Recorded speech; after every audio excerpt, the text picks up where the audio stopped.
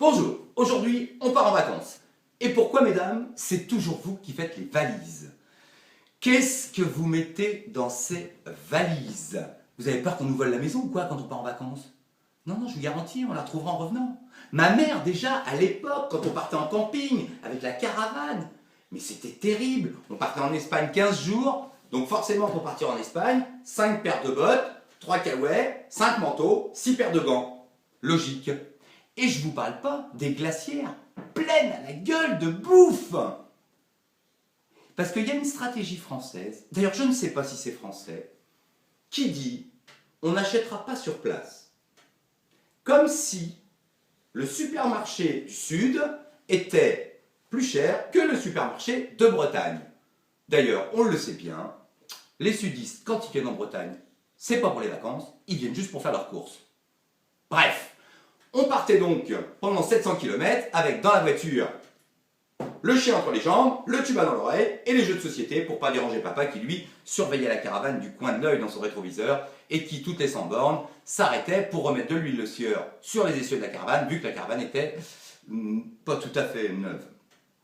Je vous passe bien sûr le coup du je lève mon capot pour faire refroidir le moteur, ce qui, je vous l'avoue, aujourd'hui ne sert absolument à rien. L'arrivée sur place était tout à fait formidable aussi quand on part en vacances. Parce que souvent, moi, mon oncle nous rejoignait sur un aire d'autoroute. Mon oncle toujours très discret, hein, avec une caravane de 12 mètres, une voiture de 7 mètres 50, toujours dans la discrétion, vraiment. Et lorsqu'on arrivait sur le camping, et bien sûr, fallait décharger tout le bordel que ma mère avait mis dans les sacs et dans la voiture. Donc 3 tonnes de matos un peu partout. Et mon père avait une technique bien ancestrale pour équilibrer la caravane. Je ne sais pas si vous avez déjà rencontré cet homme ô combien surprenant. Il mettait un verre d'eau dans l'entrée de la caravane, ce qui servait de niveau, et il allait régler les béquilles de la caravane.